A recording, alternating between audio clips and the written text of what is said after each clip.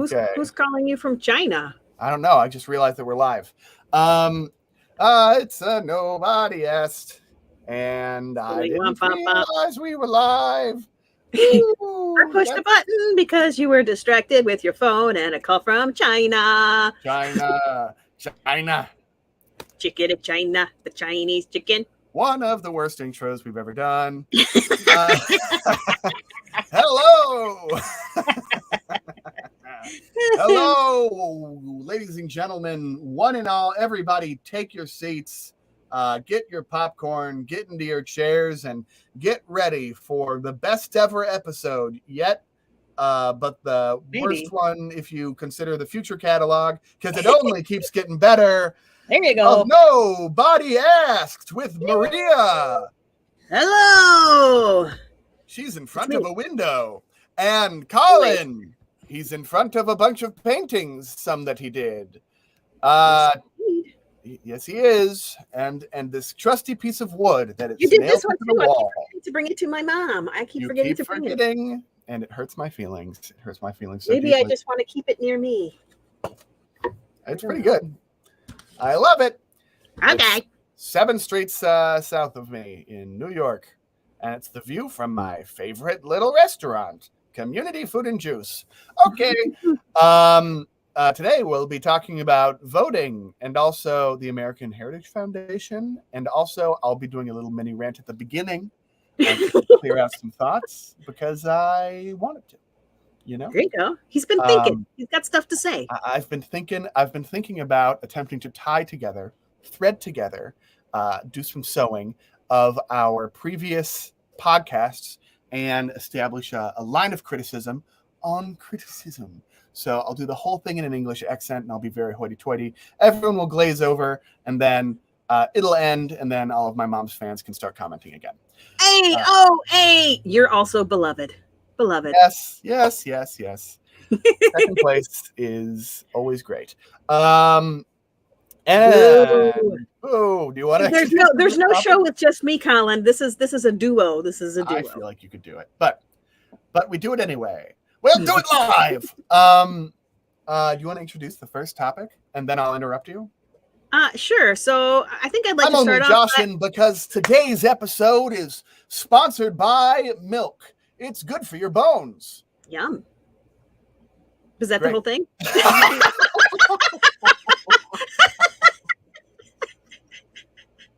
You gotta keep them guessing, kid. I liked it. Great. I've been writing a lot of stand-up comedy recently, and this joke that I've been doing on this podcast for 30 episodes now is I always want to put it in my stand-up. I always want to interrupt a bit before the punchline with an ad, but I won't. Okay. All right. So today, first of all, we've got to do some housekeeping because we finally got a system. Colin's Book Club, the best book club in the world. Last week, we read The Thursday Murder Club by Richard Osmond. I didn't read that. Sorry. Everyone messaged me and they said that they loved it. It's a hilarious tale of grandparents and the elderly solving a murder. And I'm sorry to say that this week's book is that same book because I read really slow. So keep reading it. Just read it again, folks. We got a chance to catch up because I forgot. You've all told me exactly who killed who. But in the end, it's not a story about who murdered who. It's a story about a bunch of pensioners learning to love again. And so so it's fine. Sexy. So that's this week's book club, and it will probably be next week's. I don't read enough. Yes. And now for Colin's Criticism Theory Corner. And then fade to white is what this would be if this was professional. And then hello and welcome to Colin's Criticism Corner. Today, can you still hear me? Is this too quiet? It's nice. It's nice. Today, a question. Why, if a system or a group or an ideology is good, would it seek to prevent criticism? I say it would not. And this is one of the core tenets of a group that is good and true, or society or idea, is that it accepts and encourages criticism. All right. Let us think about those systems. All right. Carry on. All right. There are these. I'm not doing that voice. There are groups that we've covered multiple times, and I've been thinking about this a lot because of that of the last episode with hijabs. Is that groups will kind of hitch onto an ideology, and then I believe in order to maintain the power of those who stand to benefit from that group or society or ideology, and to prevent change, which is the enemy of power, they will insulate themselves from criticism. And so the classic examples of these systems are religion. So let's take Catholicism, right? Because I have some experience with it. The Catholicism will often say that when you question the Lord, the devil is speaking in your ear, right? That when you have these questions about the good book, then that is actually sin that's cropping up with you, and it's preventing criticism because, let's be honest, it doesn't stand up to a whole ton of criticism. Scrutiny is not the friend of Jesus. The friend of Jesus is bread and analogy. So yeah, they'll prevent criticism. And why is that? Because the system derives powers from the followers. More criticism, fewer followers, also probably criticizing the people who are sexually assaulting their children. Another example is something like, we hate to say it because we agree with them, but Black Lives Matter, oh boy, does it prevent criticism? Well, how does it do this? First of all, great way to insulate yourself from criticism is to line yourself up with a statement that is just impossible to criticize. So if I were to say, to do this for this group, right? I would say that nobody asked, we should rebrand, and we should call it the Be Nice to Other People podcast, despite the fact that in every podcast, I am yelling at someone for some reason. And I'll call it the Be Nice to People podcast. And then when people say, Colin doesn't take criticism well, and he cries a lot, and his mom, I don't know, hates I don't know, something legitimate about my mom, then we can say, hey, baby, you don't like being kind to people? Wow, don't listen to them. They're a big meanie weenie. And then it's perfect. Hi, Colin's mid-rant. Hi, Colin's mid-rant. How you doing? Black Lives Matter, for example, I mean, it's become an institution. It often takes on a bunch of ideas that I think merit criticism. 1619 Project, is it good? Maybe. You should be able to criticize it. But if you criticize it, you're what? Say it with me. Racist.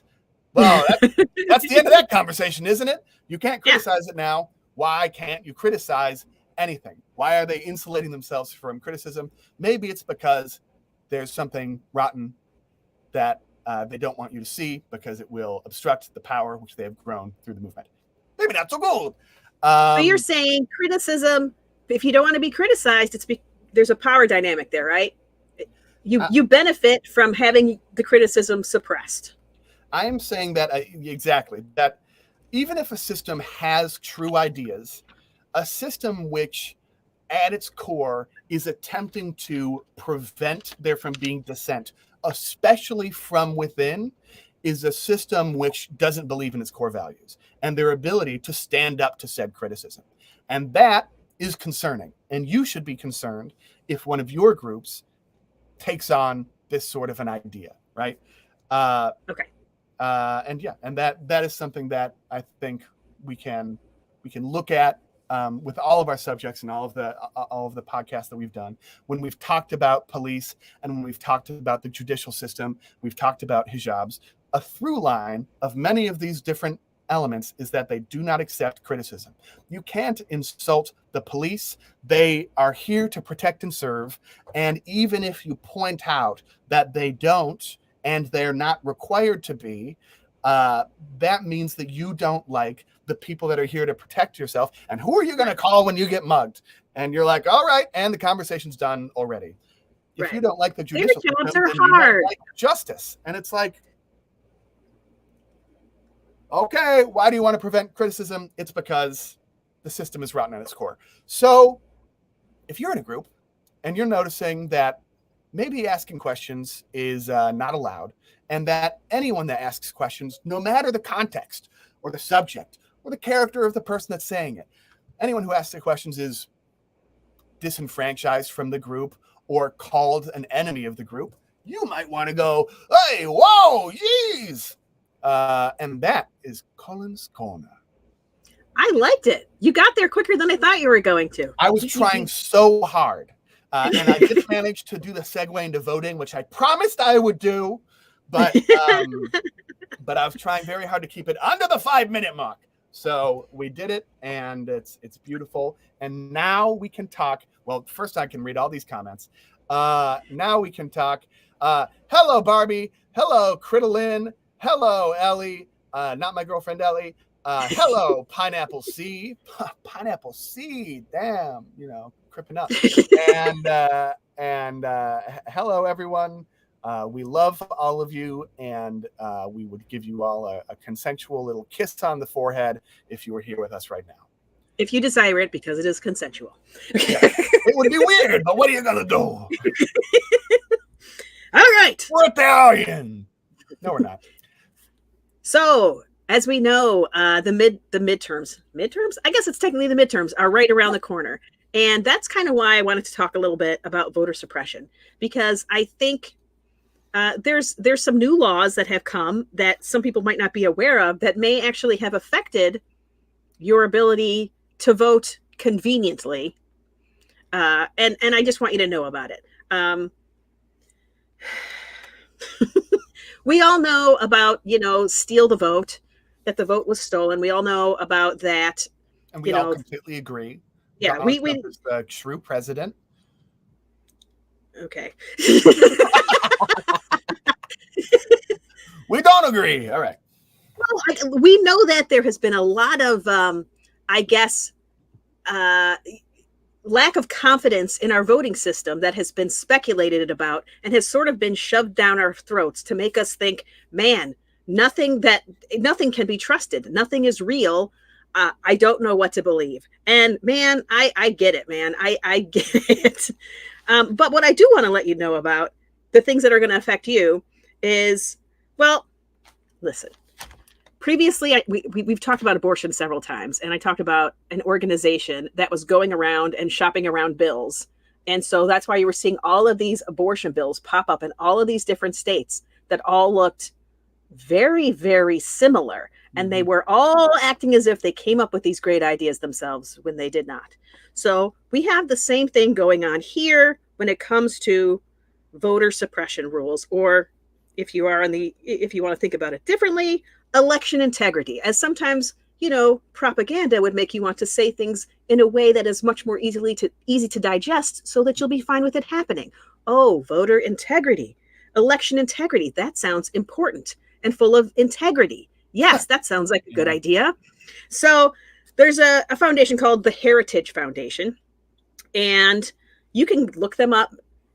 And you can see what they're up to. They're pretty pro electoral college, which should give you the first clue of what kind of folks they are. But there was a convention in Arizona that got leaked, and they are denying nothing about what was said during this event. Okay, so you can see video from this of this woman telling you exactly what they were doing. She said, "We went around and we helped legislators.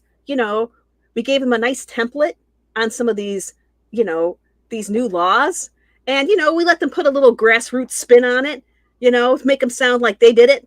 But we helped them do it. And we really first focused on battleground states. So we're talking Arizona, Michigan, Florida, Georgia, Iowa, Texas, and Wisconsin. That's where they started. It's not where they stopped. Because if it works there, let's just keep on moving and see what we can do." So the Heritage Foundation was shopping around all of this stuff. And again, they're using the stolen election narrative to push this idea that we need tighter, voting laws. We need to tighten the ship. So let's go into a few of the laws that happened. So first, they take credit for Iowa's change in the laws. Now, Iowa denies that happened. They're like, show me when I ever talked to anybody from the Heritage Foundation. The whole state of Iowa? Well, I mean, the guy that created the legislators. Yeah. He's like, no, that didn't happen. Let's see. So what would happen? So you're going to hear this one come up a lot.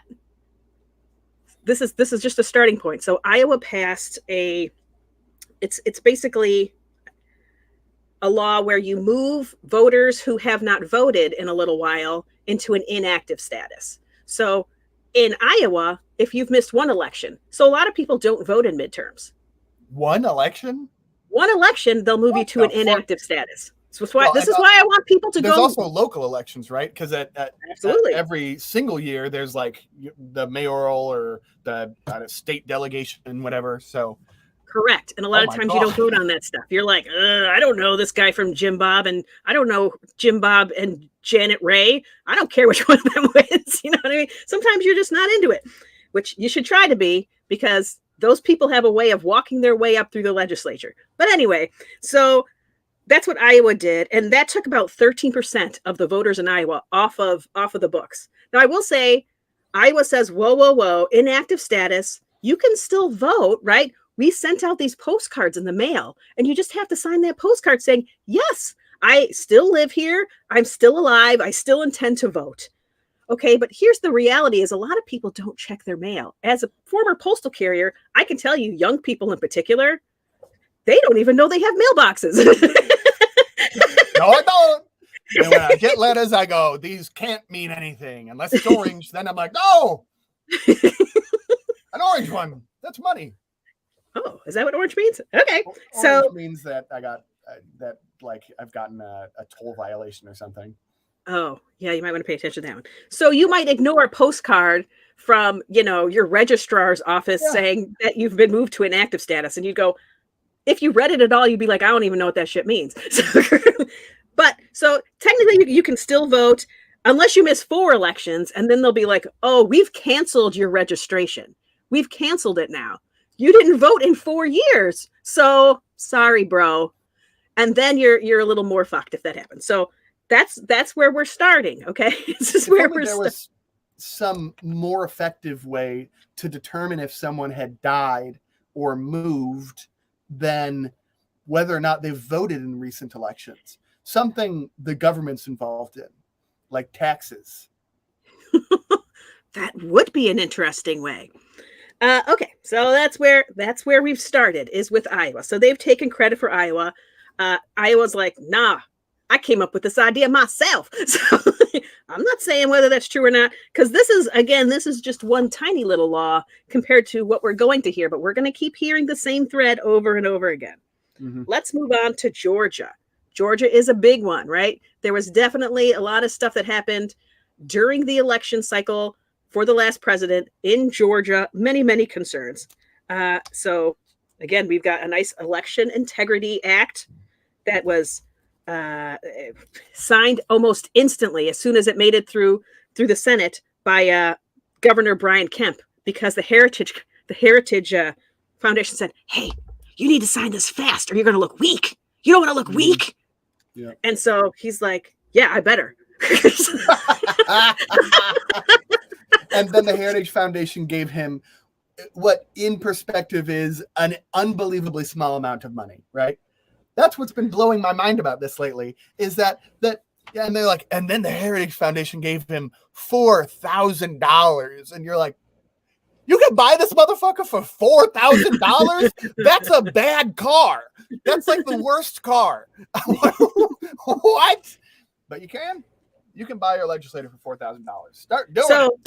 Let's Crittlin, she said that she's voting by mail because of health issues, but you better bet your ass I'm still voting. Well, let's make sure that that's not some giant hoops that you have to jump through to vote by mail, because it may have been easy previously, but it might not be busy now, because this seems to be a real source of contention, is the idea that mailing in your ballot is somehow a problem. And it's something that only special people get to do if they do a certain number of things. So we'll get there. So also, Ashley Nicole has been cleared to walk without a medical clunky boot, so she can walk to the polls faster. Woo! Woo! Oh yeah! Get it. Oh yeah! Right. This is a chord book. It's around for a long time. All right. So Georgia, let's say they're starting by limiting absentee ballots. They're going to require IDs for mail-in voting. Now, what does that mean? It seems to vary a little bit because I'm like, well, if you're making me come in to show my ID, then why am I mailing in my vote? This seems weird, but it seems like it's more, in some places, it's like writing down your social security number on your ballot or putting your driver's license number in. It's just some secondary way of validating it. There could be, again, it could vary by state what level they take that to. So this is just a warning. If you're doing it by mail, be ready that there might be some additional requirements because they want to make it harder for you. Another one, they call this like warming, warming the line warming, is if you are in a place where you have to vote in person and you have a long line to stand in, you could be outside in the sunshine. Who knows? It could be an 8-hour line, depending on where you live. They are making, in a lot of places, they are making it criminal to hand out water and snacks. Yep. Now, I understand, if you've got vote for, Kemp on the side and you're like, you're giving them water and snacks with your voting whatever on it there, I get it to a degree. But if you're handing out free drinks because it's hot outside and it's like the right thing to do, like literally, like the polling place can't do it either. It's not just that candidates or volunteers can't do it. That's polling places, crazy to me. Polling places with no agenda can't do it. Because it feels like, one, what we've seen is that even though there's been an increase in voter participation, we've seen many polling locations close, and you always look at which one's closed, and you're like, there seems to be a correlation here. And then on top of that, you take away these, so you increase the length of the lines, and then you take away these things that are necessary, like water. It's like you need to legislate a solution for one of these things. Then you're just making things worse. And why? And obviously there's a reason why, but there's a reason why. Let's make it more uncomfortable for you. Well, because when more people show up to vote, Democrats win. It's just true. One, there are more Democrats than Republicans in the country. And every year since 2000, more people have voted. I'm sorry, wait, not 2000, 2004. Every year since 2004, more people have voted for the Democratic presidential candidate than any other candidate every single time. The only way that Republicans can win right now is either changing their platform, which they cannot do because they are just attempting to hold the party together right now because there are buffoons that are attempting to blow it up from within. So they can't change their platform. The only way that they can win and hold on to any power is by decreasing the number of voters that there are. And it is a strategy. It's a completely un-American and undemocratic strategy, but it is a strategy from a bunch of elitists who believe that the people who are voting for Democrats are idiots. So, I'm not gonna disagree with that. Okay, I'm not gonna disagree with it. Okay. They've increased access for poll watchers. That was kind of a big one during the last election. Was this idea that partisan poll watchers were being weren't allowed to sit and watch what was going on. So they're making it easier for them to watch. Some of these states have actually made some rules about that. Like if they do this, they can get kicked out or they can get arrested. So it's not like 100% completely bad information, bad change. It's like they sprinkle in some good change and some bad change together. So I will say that, but more poll watchers, more access for poll watchers. And yep. Drop boxes. So if you are doing a mail-in ballot or if you're doing a, absentee, whatever, and they're moving a lot of the drop boxes inside with the idea that they're now more secure and they can't be tampered with. This is the way that they're selling it. But because the rain has been changing the votes, right? Yeah, I don't know. I mean, can't you just put like a Ring camera on them if you think somebody's in there messing around and stuff in the ballot box? There's easier ways to detect if there's been tampering, right? Mm-hmm. I mean, there are something that multiple states with liberals running them have done before this is that there are the voting officials will put blank time-stamped votes into the ballot boxes on I think it's on the every 3 hours, right? And you can't tell if they are these placeholder votes unless you open them up. If you open them up, then it's clear they've been tampered with. And so in between pickups, these votes will be placed inside of them. And if any of them are not accounted for, then an internal investigation is spurred because one of these tampering check votes have been lost, meaning that the ballot box has been opened and tampered with. Right. I literally watched I watched a TikTok. Now again, we can take TikTok with a grain of salt as much as you want to, but I watched a lady who was driving up to a drop box in whatever state she was in, and there was an older woman out there with like a big what do you call it, like one of those shoulder bags, and she's holding it open, and collecting ballots in the bag instead of in the box, because she's like, well, we close in a half an hour, so you can just give them to me. And the lady in the car was like, nah, I'm just going to go put it in the box, because what are you doing? So there are weird things going on, whether it be out of laziness, convenience, or whether it really be malicious. I don't know. But there's stuff going on. But anyway, they're moving the boxes inside. And that story sounds so much like a story that would be shared by Republicans.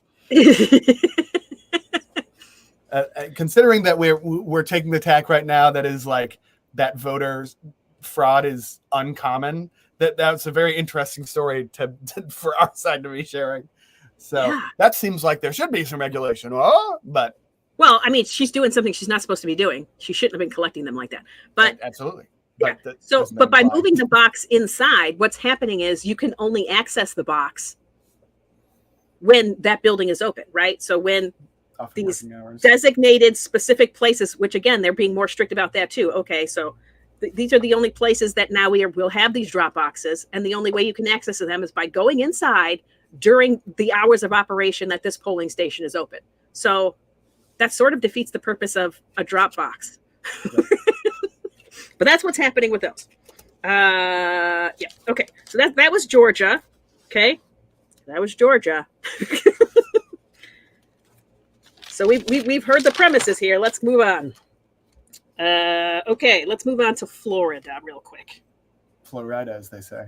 So they're also requiring IDs for mail-in voting, and they're reducing the time with which you can mail them in. They've made ballot drop boxes harder to access. So we've heard both of these things before. No water and snacks. So again, we've heard this before. Now let me tell you something. No water and snacks in Florida. Yep. People no are water gonna and die. snacks in Florida. So what's happened is, and this is not the only place where there's been a lawsuit filed, but this is one where it's been adjudicated, and this is what the judge said. He has partially struck it down. I don't know which parts in particular, but he has struck some of it down. And the judge said that the bill was specifically drafted to favor the Republican Party because they never articulated why the law was needed. Mm-hmm. They very much said, nope, we have reviewed Florida's election and it was solid. We did everything by the book. There was no voter fraud to be concerned with, so let's address a problem that doesn't exist. That is what the judge said. There's no evidence presented to prove that the election wasn't secure. Legislators admitted that this legislation was not intended to respond to past fraud, right? We're concerned about fraud, but not past fraud, because there wasn't any to concern ourselves with. That's not what this law is about. And they couldn't explain how this bill would reduce future fraud. So based on all of that, the judge said, shenanigans. Now, that last idea, that the fact that they couldn't substantiate that it would prevent future fraud, is really the most damning. Yep. But what they like to say is that they're trying to prevent fraud and they're restoring confidence in the election. But how? You haven't established how these rules do that. And so it's very interesting that that is the way that the judge read the way that it was presented to them by both sides. They didn't defend their standpoint. They didn't defend that it was necessary. What's going on there? I just think that's strange that they wouldn't defend it. Okay, so that's Florida. Texas. Let's see. Texas. They've outlawed drive-through voting, which apparently during coronavirus, what they would set up tents or parking garages, and you could drive up. You would hand your ID, so they would verify that you're on the rolls, and then they would give you some sort of portable device where you would fill it out and you would vote right there. I'm assuming they handed everybody an iPad, but I don't know what they handed them because you were doing it in your car. So, and you voted. That's how you voted, which is kind of cool to be sitting in your car doing it to me. But that Texas decided, nope, can't do that. No reason. We haven't established that this was a faulty method of voting, that this was a problematic method, but they've decided they don't like it. They've limited the early voting hours. So that's interesting. So this happened in a lot of states too, is you'll see that they have limited the hours, but in some ways they've also extended the hours. They're like, okay, we'll have some Saturday voting. We'll have every other Sunday we'll let voting, because let's talk about Sunday voting real quick. So, so what you would find is in predominantly like Black churches, there would be this push to get people to the polls. And so they would load people up in buses and help them get to the polls. And this was part of their outreach at church on Sundays. Let's go to the polls. And so there was a pushback. So they tried to say no Sunday voting. And there was a pushback on that where they've just kind of limited it a little bit on early voting for Sundays. But that was, again, we're trying to say certain disenfranchised groups are being targeted. And there was enough pushback that there's still some Sunday voting going on. But I just wanted to. Well, thank God pushback has finally worked for something. So that's funny because when we first talked about this being voter suppression focused, these have all been very direct type of legislation. I like the angle of talking about everything that's just like that, the like repeated ideas that are in these multiple bills. But what I was thinking about was just the fact that when you're dealing with these small margins of wins, and we're talking about gerrymandering and we're talking about attempting to turn 50-50 elections, then there are small and insidious ways of making sure that the vote comes out in your favor. And one of the popular ones, and where I live in New York, it's incredibly popular. That New York is interesting because it's not really a fight between Democrats and Republicans. It's a primary battle every year, and it's a fight between, institutionalists, Democrats, and like pro-socialist Democrats. And it's and it is interesting. Well, here's in the in the pursuit of increasing voter registration, they've made it so that it's an option to hi Dad. That they've made it so that it is an option to register to vote when you submit for a driver's license in New York, right? Which increases voter rolls, which is very, very difficult to be anti-increasing voter rolls in a Democrat area. But here's the little insidious thing. More socialist ideas are focused in Manhattan and the parts of Brooklyn and Queens that have the most access to train lines. Public transport is directly affiliated with pro-socialist ideas in New York. Having a driver's license in Manhattan is like considered an indicator that you're a transplant, because most people don't know how to drive here in Manhattan. And this is where the socialists are. Now, there are New York IDs, which you can get to make it easier to go into bars. And I actually have one. I have a driver's license and I have a New York identification card. And when you get the New York identification card, you can also apply to vote. But the reality is that this increase in voter rolls has specifically targeted registering institutionalist Democrats who need to drive in from Queens and from Brooklyn and from Westchester and Yonkers, and these areas that cars are a larger part of life because there's somewhere to fucking park them. So what's happened is they've increased the number of institutionalist Democrats that have registered to vote. And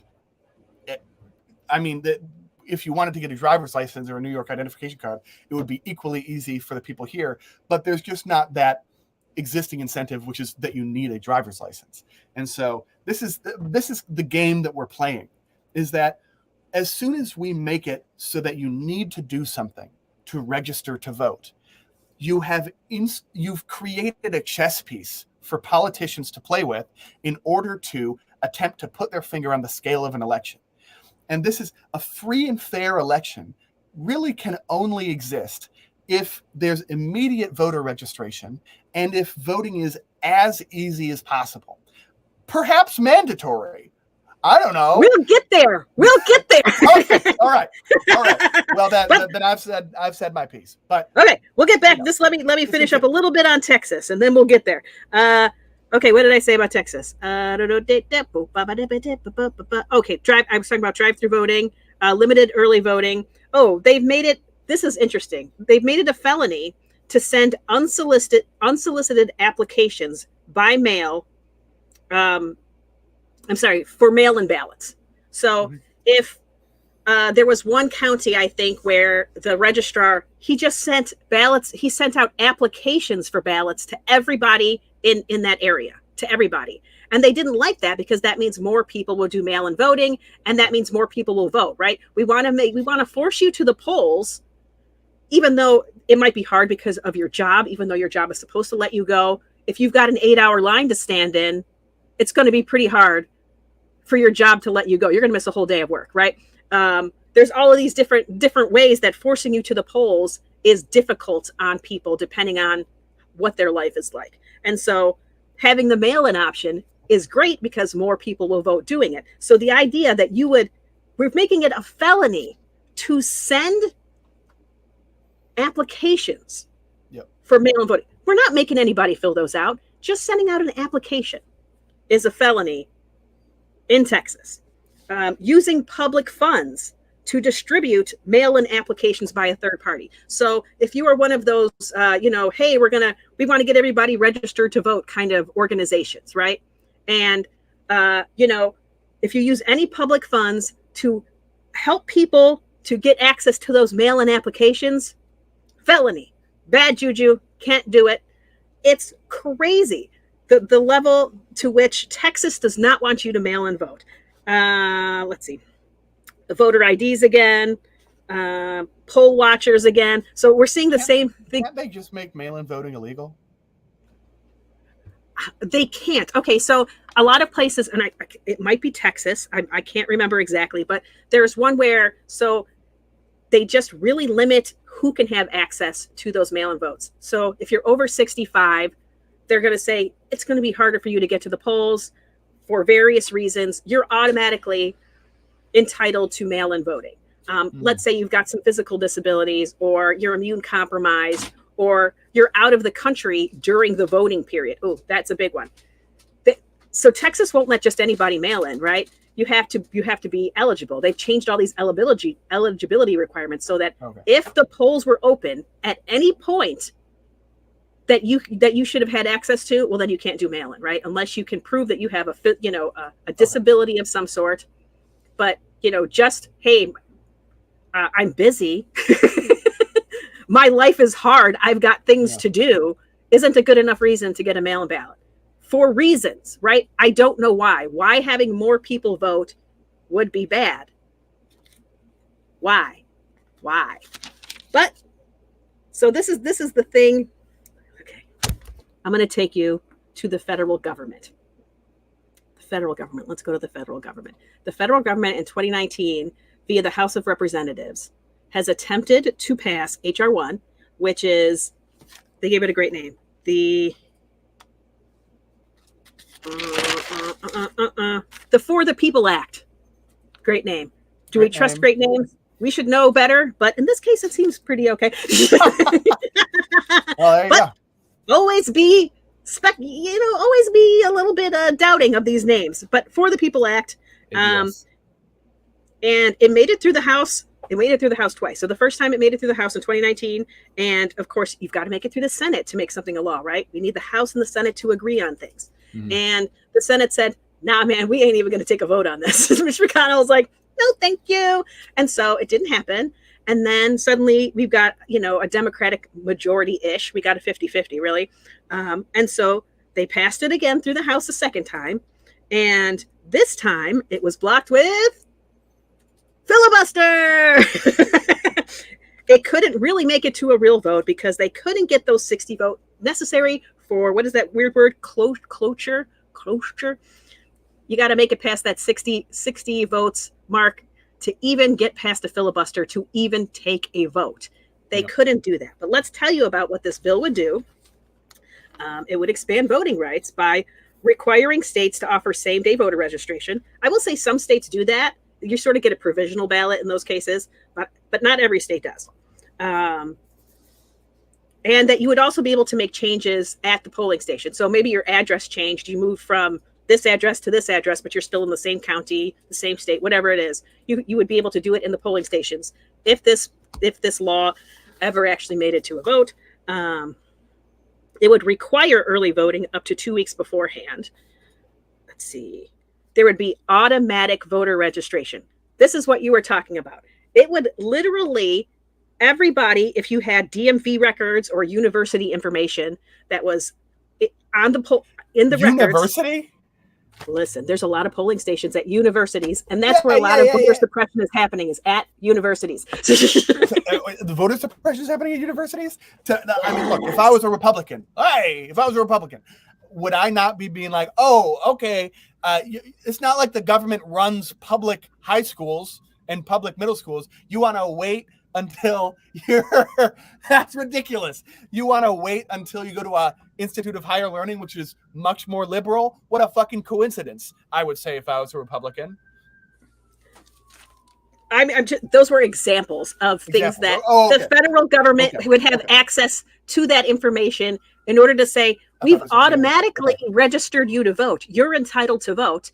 You would have to opt out of that to not be enrolled and eligible to vote.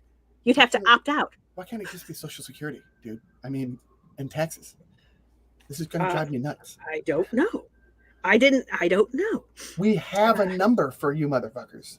I don't think you're not required to have a Social Security number. So you're not required to, but there's much more of those than there are driver's licenses, and there are university records. More people pay taxes.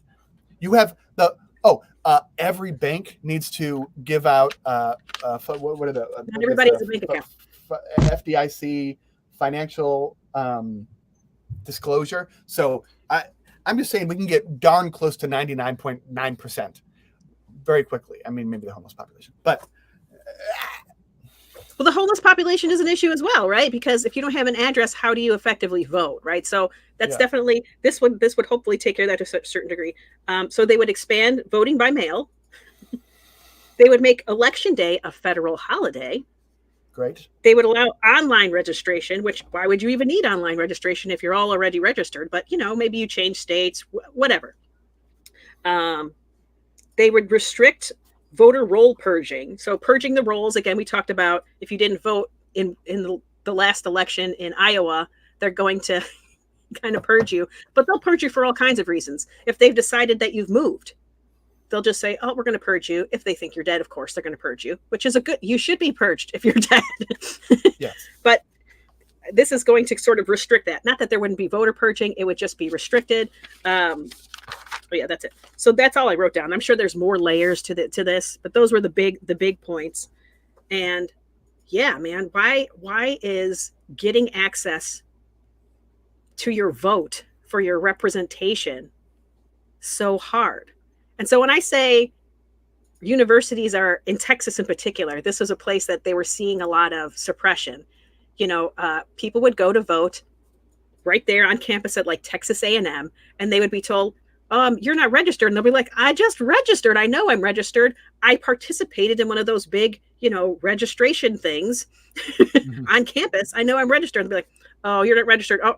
Oh, you're not registered here. You're registered in your hometown over 3 counties away. And I'm like, what? I didn't register there. I registered here. Or, oh, you've been flagged as possibly an illegal.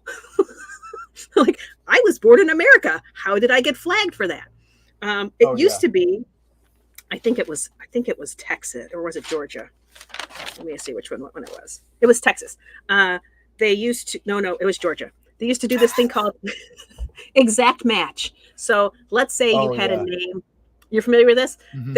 If you had a name that looked inconsistent on your voter registration with what it is on your ID card. So maybe your name is hyphenated.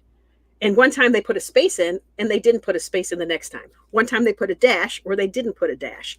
That was enough reason for Texas to flag you and go, I don't know if you can vote today. Now, I would say that they've done away with that to a certain degree. But if they have flagged you as possibly not being a citizen because maybe you have a similar name to somebody else, who knows how they're flagging people? That's still going on. If anything, it's going on a little bit more. So, yeah. But the name match, they've kind of done away with the name matching. Well, and here's another crazy way of keeping people from voting is, have you heard about Florida? What happened in Florida with the felons, ex-felons?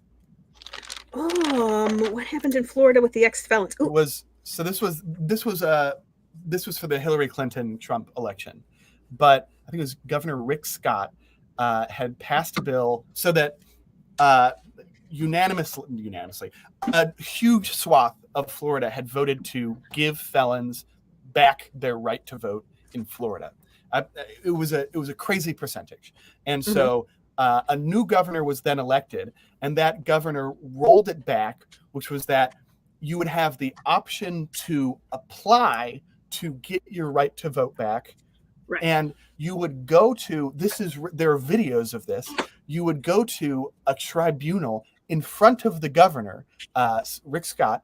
You'd go in front of Rick Scott, and Rick Scott would take your application.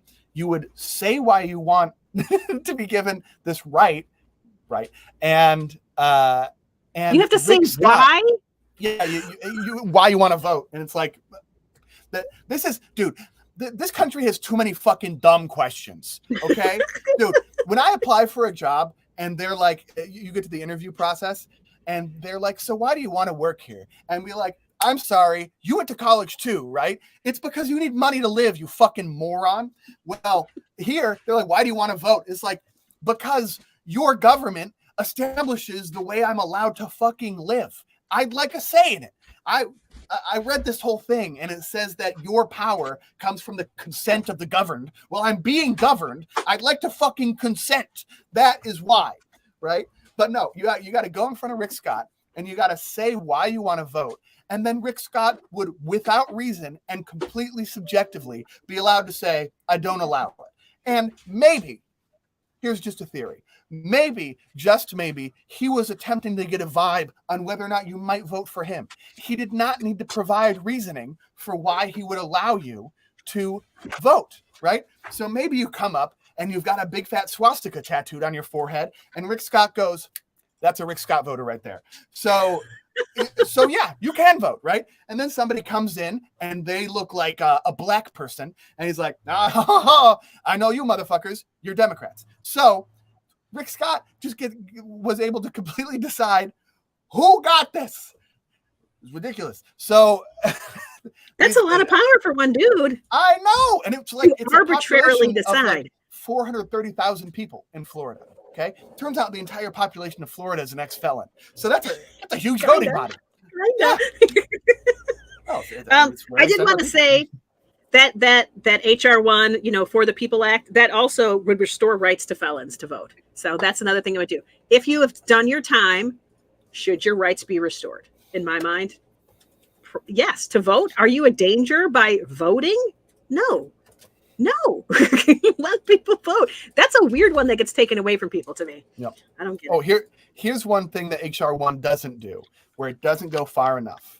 And I'm sure that me and everyone in the comments can agree. But let me tell you that I told my mom about this before the podcasting. She went, you did. Oh, okay. Here's where it doesn't go far enough. It doesn't lower the voting age to 12. Hear me out, okay? Hear me out, motherfuckers. Education is a huge area of spending, and what gets cuts whenever there needs to be cutbacks? Education. You know why? Because high schoolers can't vote. And if you can't vote, we're not giving you money. So, one, if you want your group to get money, start registering to vote, for the love of God, because politicians only care about the people who vote for them because they want to get elected again. So you have got to register to vote in order to get your due on the political stage. But also, there's no option for 12-year-olds to go register to vote. So I feel like as soon as you might be smarter than, let's say, 10% of the adult and able to vote population in the country, which is early because people are fucking dumb in this country because we stopped funding education, then you can vote. And you know what? A bunch of 12-year-olds are going to vote for Trump. I know they're going to vote for Trump. He is a video game character, okay? So they're going to vote for Trump. But we need this. You know why? Because on the debate stage, people are going to start saying, we are going to start funding school lunches. And we are going to start funding better teachers. And we're going to start funding after-school activities. And we're going to make our schools feel great again. We're going to revitalize the education system. And we're going to take away the Common Core. And we're going to make sure that teachers are actually able to teach, things that need to be taught in the classroom. They're going to start caring about that voting body. Okay? And you know what? 12-year-olds are going to be a very easy to convince voting body, and I'm not ecstatic about it, but here's the thing, is that what we've learned is that a very easy to convince voting body is fucking 70% of the voters in the country, because dumb. And so let's introduce a little bit more dumb. But you know what 12-year-olds are really good at? Being self-interested. So then we can start getting funding for the 12-year-olds, and maybe my fucking kids can have a better school experience than I did in the public school system, because mine didn't care about science. And it was nonsense for someone that wanted to care about science. Public schools fucking suck. Maybe give the 12-year-olds the ability to vote. All right, that was my platform for the day. It is interesting that you said that. So in Iowa, you know how I told you that if you missed one election, you were getting sort of put into an inactive status. So that would include, so there's some states that at 16 or 17, they will let you register to vote for future elections. They're letting you, because you're going to do it when you get your driver's license, right? They're going to say, okay, so when you're eligible, so you're basically pre-registered. Yep. And those people that weren't necessarily allowed to vote in the election, but because they're pre-registered, have technically, according to Iowa, missed one of the elections that they were. That's hilarious. So they're automatically inactive for missing an election that they weren't eligible to actually vote in. Also, in all these fucking states that are making abortion illegal, you better fucking turn 18 at 17 and 3 months. Okay? At 17 and 3 months, you can vote in those fucking states. Okay? If life starts at conception, then you are 18, 3 months after your 17th birthday. That's it. Okay? And pregnant women can use the HUV lane. That's the deal. Okay? You're saying there, people. That's the deal. Wow, we got a lot of viewers right now. Hey, everybody. Oh my God, I'm so stressed. Oh my gosh. No, man, I listen, that's an interesting point. Pregnant women can use the HUV lane because they've got an occupancy of 2. Your life started 9 months earlier, so you are 18 9 months earlier. I get everything you're saying. Very interesting. Let's get you registered. Let's just say it. If you're pregnant, 2 votes. Okay? 2 votes. 2 votes for the pregnants. Okay? Yeah. Oh, Mom gets to be proxy vote. No abortions here. You get 2 votes. If you're in a state where they don't allow abortion, 2 votes. If you're in New York, sorry, honey, just 1 vote for you. But go somewhere where abortion is illegal. Interesting. All right, we've gotten away from Colin's real opinions and into we have, but opinions. You know what? It is interesting to just explore the options fully. If you're saying this, then let's also say this. It's interesting. Oh my God, dude. I think I've exhausted what I wanted to say for the most part.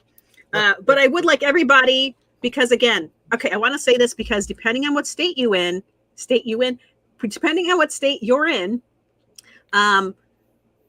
some places you have to be registered to vote 30 days before election time. And that date is creeping up quickly. So definitely do a quick Google search, say, am I registered to vote? And then put your state in, see what pops up. And, something will pop up where you can plop your name in and whatever, and it'll let you know if you're registered to vote. So go check, particularly, if you're somebody that needs to do mail-in voting, all of that stuff. Make sure that you have already jumped through the necessary hoops, because we are very close to the midterms, and you want to make sure you've got your stuff in order as soon as possible. And no matter what, if you do not have mandatory and immediate voter registration in the country, then there will always be a way for politicians of both sides to put their hands on the scale. There are ways that we consider it fine to put their finger on the scale, like going door to door and attempting to register voters in a largely Democratic neighborhood, which is something that Democrats do all the time. And we go, well, that's working on your feet, so it's fine. And then there's the way that Republicans always get work done, which is by being conniving. And, if you don't have mandatory voter registration, this will always be possible. But as soon as we push that through, if we just establish that that's our position and that's what we want, and we will vote for politicians who want that too, then we can eventually start thinking about gerrymandering.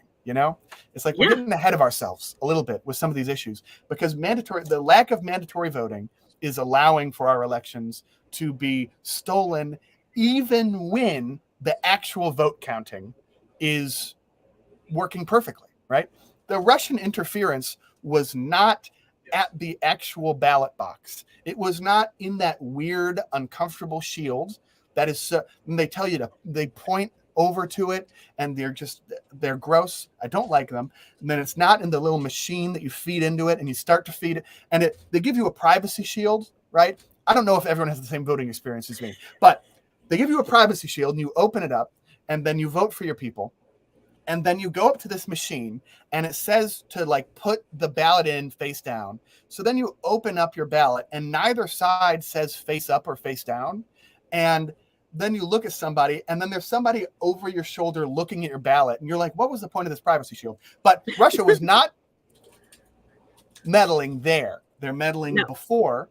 And so the ways that elections are currently meddled with, misinformation and putting our fingers on the scale before you vote. Mandatory voter registration would allay one of those, and then we can work on the other. Yes. And I would love to be at a point where we were criticizing what's going on in the Democratic Party more. I would love to be at that point. But unfortunately, because of some of these aggressive laws and some of these aggressive foundations, like the Heritage Foundation, we are stuck dealing with this stuff right now, and we can't talk about the integrity of the other side. And I realize that when I do that, it does feel a little bit like we're in a house that's flooding and I'm talking about the wallpaper. So I do it to maintain an illusion of both-sidedness, and it's a crutch, and I will fix it. Fuck Republicans, okay? I'll work it out. I'm not holding a dog brush. I am holding a guitar chord book.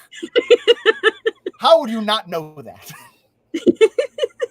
Do you want to know what a G7 is? There you go. Thanks. Thanks for letting me know what a G7 is. I don't want to say that Republicans are bad people. I just think that they're trusting the politicians, the Republican machinery. The Republican machinery. Democratic machinery is not great either. Not going to lie. But right now, the ones that are endangering our country right now is the Republicans. I wish we were talking about other stuff. I do. Yeah. So the farmer's bad, not the fucking cattle. Yeah, the farmer's bad, not the cattle. Yes. Snappity snap, snap, snap, snap, snap, snap. Not that we want to talk about people like they're cattle, but I mean, that's how their farmer looks at them. That's how their farmer looks at them. Who's your farmer? Mitch McConnell. Just imagine Mitch McConnell in a straw hat with a pitchfork. Man, I feel like Mitch McConnell is a farmhand. Somebody else is pulling his strings and is paying his bills. He's a good farmhand. He knows what he's doing. He's skilled.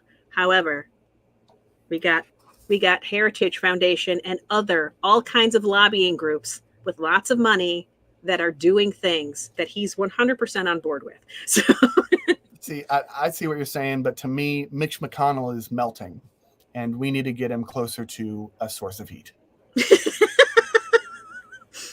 Okay. Well, have you seen him? Yes, yeah. He's terrible. I mean, he's never been gorgeous. No, his poor wife. Look at that. His poor wife. Hi, Bonnie. Well, wouldn't you love to be talking about Nancy Pelosi and insider trading? I would love to be talking about that, but unfortunately, we got to vote in the next month. So again, make sure you're really registered. Oh, now you sound like Twitter, okay? Now you sound like Twitter with the fucking Hunter Biden laptop. Hey guys, is it not crazy that Hunter Biden laptop was real? It got a laptop with all of that shit on it, gets left at the computer store. Earth to this story, computer stores don't exist anymore. Left at a computer store, and then who does it get given to? Rudy Giuliani? It was like they were trying to make the story look fake. And then that laptop is real? What? I mean, you know. Ashley would like to know if your head was really humongous and troublesome for her. Yes, it was. You had a big head. I need to special order hats. It's true. He does, in fact, need to special order hats. No. It's a nightmare. It's still big. It's not like he had a big head as a baby and then he just grew into it. Nope. Kept going. Kept growing. Kept getting bigger. It's got a big brain. My shoulder, I actually have Shaquille O'Neal's shoulders, but it's just a big head. You have Shaquille O'Neal's shoulders? Oh, okay. I was like, how would you know? Do you have his measurements? Because I feel like that's not true. Who would have thought we did a comedy on a comedy podcast? Oh my God. Sorry. All right. Well, I think, do we have more to say? Always, but not right now. All right. Well, I'd like to thank you guys for keeping us company. It was fun. Thank you guys so much. Thank you again to Ashley and Nicole for being our biggest fan. And to Critalyn and to Barbie and to Bonnie Patterson. And Bonnie Patterson. Thank you. And to Ellie. And did I miss somebody? Courtney? Is Courtney here? I don't remember Courtney. That's the rope. And the other lurkers. Other lurkers. If you're a lurker or if you're watching this on replay, feel free to drop a comment in the regular comment section instead of the chat. You know, maybe we should name the lurkers. Like we should have a single name for the lurkers, and then I will make a fake account for that single name. We can just call them the lurkers. And then I will comment things that I want the commenters to say, and we'll just say that the lurkers said them. That's nice. Yeah. We should. Well, thank you to the lurkers. Thank you to the lurkers. The people in the bushes. Thanks for watching. It all helps.